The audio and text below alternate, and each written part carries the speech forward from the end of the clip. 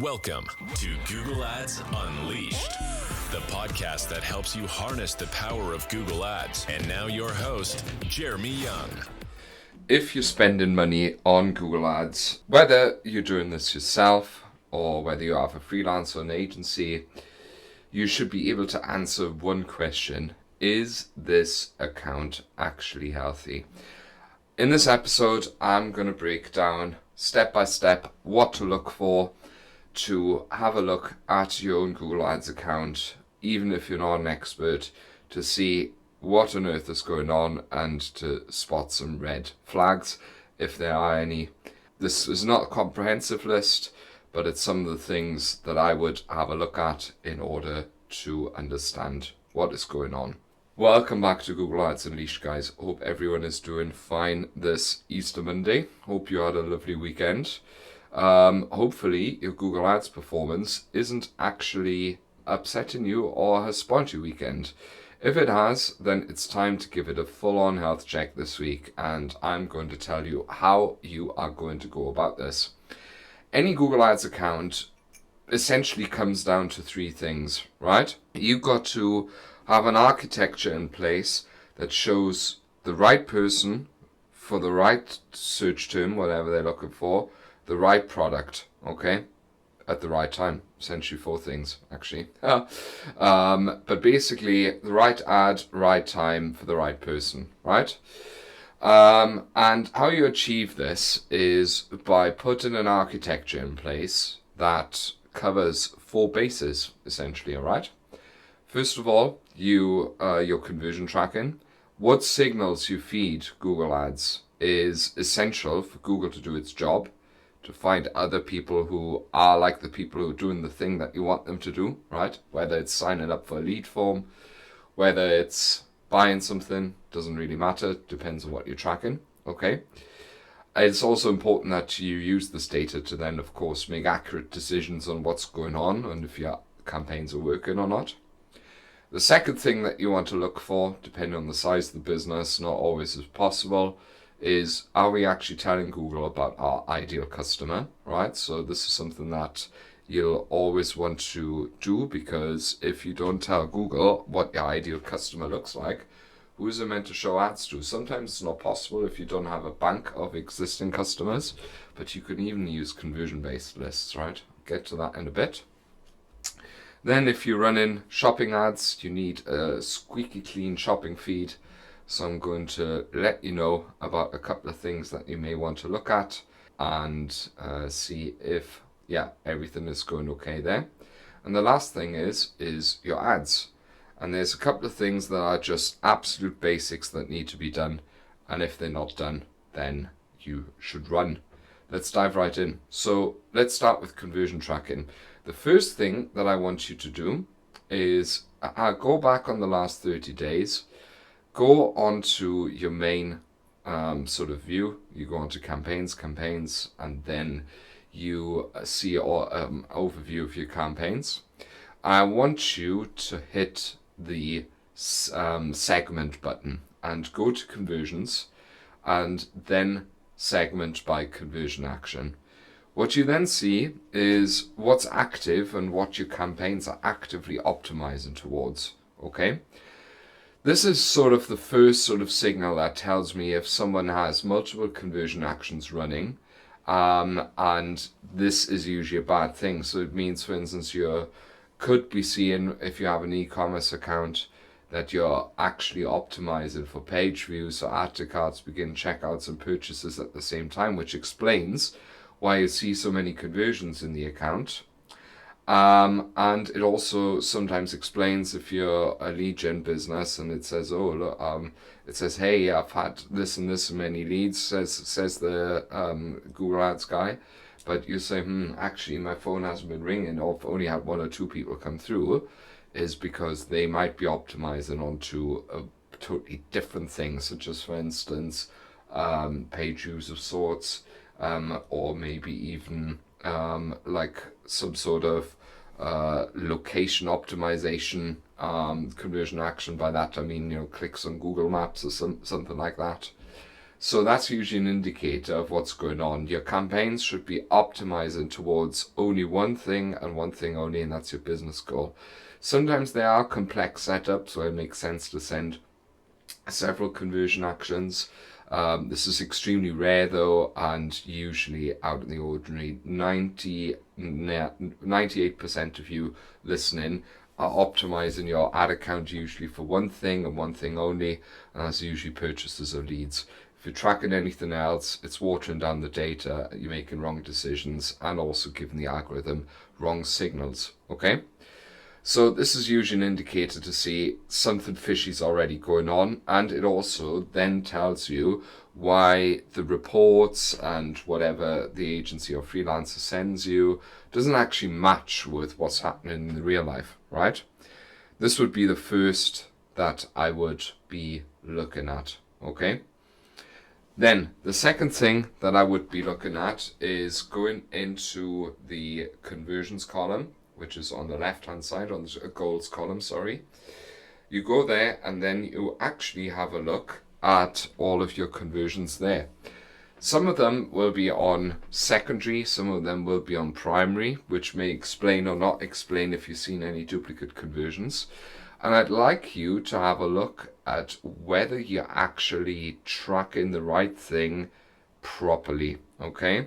Let's say, for instance, you're tracking purchases, okay? Very often what we see is that there are multiple conversion actions, for instance, one with a website conversion source or one with Google Analytics 4 conversion source set to primary, and then suddenly you actually track purchases double. So that means you're shooting double the number of sales through your through the algorithm, and you actually only have half of those, right? So Google's totally completely wrongly optimizing for stuff, right? So this is something that happens very often, that too many conversion actions are set to primary, and it's leading the algorithm astray. You've also got this issue when you're actually seen, like in the first thing, that you have some sort of conversion duplication on. Sometimes you may only have be optimizing, let's say, towards one purchase, and you that's great, and then you go onto the goal section and see, oh, only one conversion action is set to primary. That's great, but somehow the numbers still don't add up. What I would do then is I would head to the section where it actually says view all conversion actions, which is what you see in the top right, and look at a column that is called repeat rate. The repeat rate basically tells you if a purchase conversion is fired, how often is it seen in that session. So for instance, if a tag has been put twice into the checkout, when someone actually makes a purchase and it fires twice per person, the repeat rate would be really high, okay? So that can be an indicator that something's wrong and that it's over attributing, okay? So this is something that I would absolutely check for as well and see if everything is working the way it should. I would also hover over the column tracking status and make sure that both consent mode and enhanced conversion data works perfectly fine. Sometimes, in all defense, like I'm looking at an account right now of ours that's open, we actually see that there is some problem, which is usually not a problem. Like for instance, there's one here at the moment with enhanced conversions needs attention supposedly, but we know for a fact that it's actually working, that we've got the server side set up here perfectly working. Sometimes it simply just doesn't work the way it's intended to, and it makes some odd stuff there. But it is worth checking in and making sure that everything is fine there. So this is the first of the 4 big columns of Google Ads that I call them, conversion tracking. You've got to make sure that you're not tracking duplicate conversions either by too many conversion actions, which the campaigns are optimizing towards. You've got to make sure that not too many are set to a primary as action optimization, that your Google Ads account is doing weird stuff. You've got to make sure that there's no repeat rate, that it's usually around 1-ish, that you're not sort of tracking duplicate conversions, and you've got to make sure that consent mode and enhanced conversions works perfectly fine. This is the first. If you're already seeing problems here, that is a sign that there's something wrong. and this is something which I would check instantly. Okay. The second thing that I would then check is head to Tools and head to Shared Library and Audience Manager. Just do Command F or Control F, whatever it is on Windows computers, and have a look if you actually have customer lists in there. Okay. Do you actually have customer lists uploaded into your Google Ads account? Sometimes if you've got quite a small business and don't really have a lot of existing customers, or you have a brand new account, this is a feature that is not yet necessary, okay? But if you are a mature business and have been running ads for a while and your Google Ads expert hasn't uploaded first-party data, then why? If you don't see a single segment type on there that is labeled as customer lists, you are already in trouble, and I would question why that is. Okay. The third thing that I would double check is basically why that is, just to explain what it does. First party data, sorry, before I get to the next point, is there to tell your Google Ads account who your ideal customers are. All right, if you upload a customer match list, Google looks at this data and uses it for bidding to understand that it should show more ads to people who look like the people who are existing customers. If you don't have that, then that's usually a bad thing. So, or a missed opportunity. So this is something I would always highly recommend. Okay, let's go back to products. If you head into your merchant center, I would first of all head into the data sources section, which you'll find at the bottom left. And then you will also see if your feeds are set up here. And if you have really, let's say you only sell in the UK and suddenly there's really wild feeds, or found by Google is, for instance, left on as a feed source, this is usually a sign that your feed is chaotic and that it hasn't really been optimized. And the best way to really double check this is a 6-point checklist, for which I've actually got a separate podcast as well. And that is, try and go onto Google and try and just generate a preview of your ad, of your shopping ad. And I would absolutely urge you to go through this 6-point checklist. First, are the product images any good?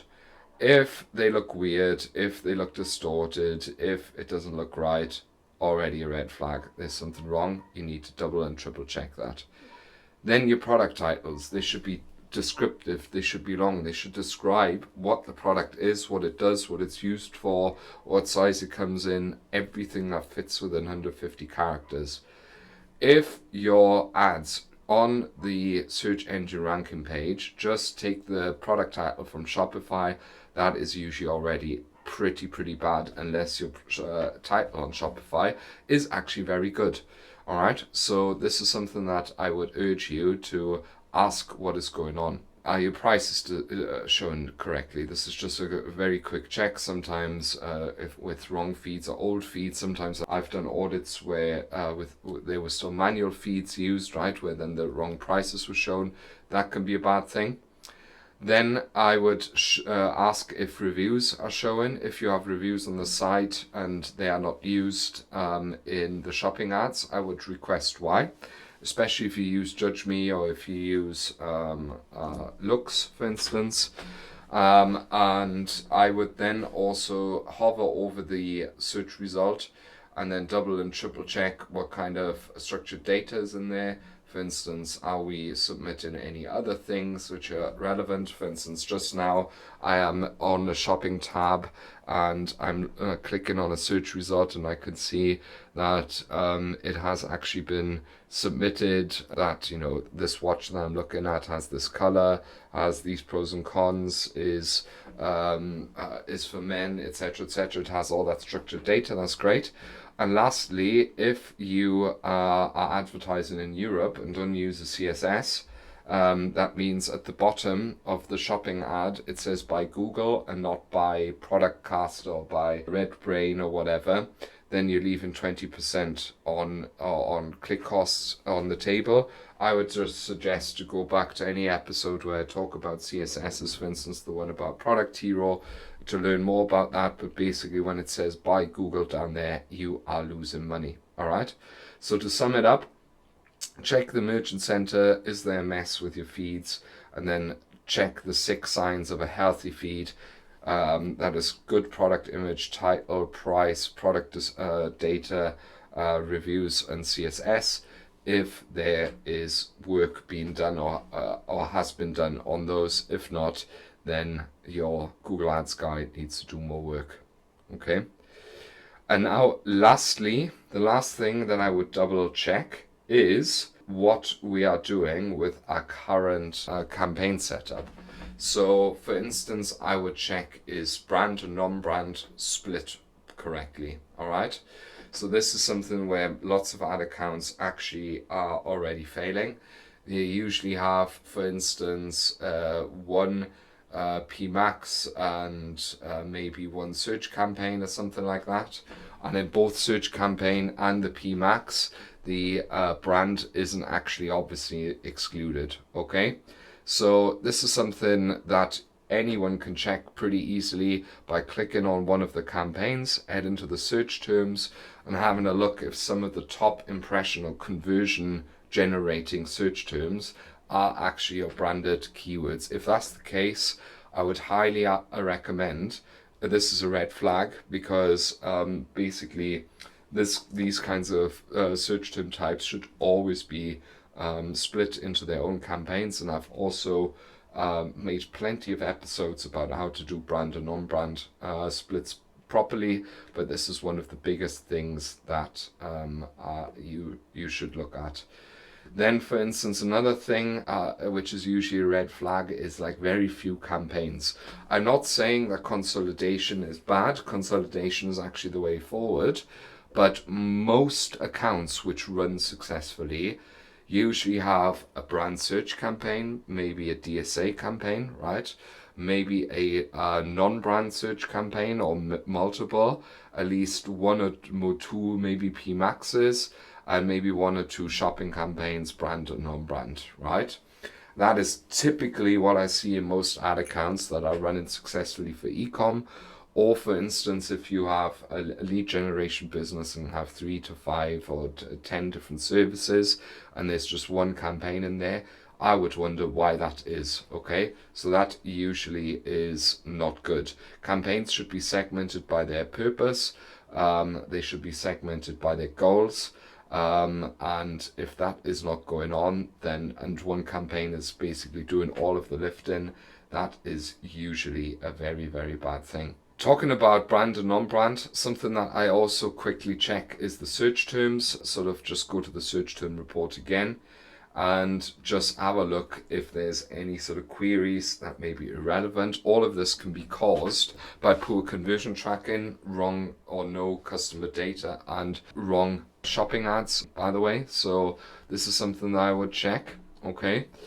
And lastly, I would then check if some of the campaign settings, pick for instance the highest spending campaign, click onto the settings, and then make sure that it all makes sense. That if for instance optimize is only on one goal, that the bid strategy makes sense. Sometimes there's really random bid strategies in there, like target ROAS 471% or something like that, which is always an indicator that someone has just chosen a random thing and not really thought about it or accepted a Google suggestion, and that is not great. I would always question that. I would also question any kind of automated settings recommended by Google left on, such as AI Max or broad match keywords. I would question why, for instance, location targeted is to not set to location only, all that sort of stuff. I would also then have a look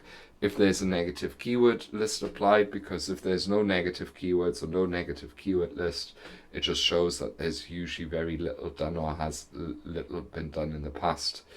And again, this list was for someone who's more or less a beginner, right? Or maybe not as advanced. It gives you a quick overview of what's important in a Google Ads account. Those things which I've mentioned are also indicative, is that a word? It is. Of whether some work is being done in the ad account. And it also is indicative of whether certain of the basics have been just ignored or not really done enough, etc., etc. Of course, there's lots of other stuff that one could criticize, but this is just a really small thing of really high, quick and dirty, in 5 minutes top level things you can look at, which should raise enough doubts or affirm that your media buyer is doing a good job. And with that, if you have seen anything that is raising eyebrows here, just text me. Jeremy@younganddigital.marketing is the email address. You can also go to the website, younganddigital.marketing, in order to book a call with me. You can also just head on to LinkedIn, Jeremy Young Google Ads, and send me a message there. I would love to have a chat with you. You could also just mail in any question that you may have, and I'm happy to answer that as well. This has been Jeremy Young, your personal Google Ads expert, and I wish you a happy and productive week ahead. Thank you for listening to Google Ads Unleashed. To connect with Jeremy, check him out online at www.younganddigital.marketing. We'll see you next time.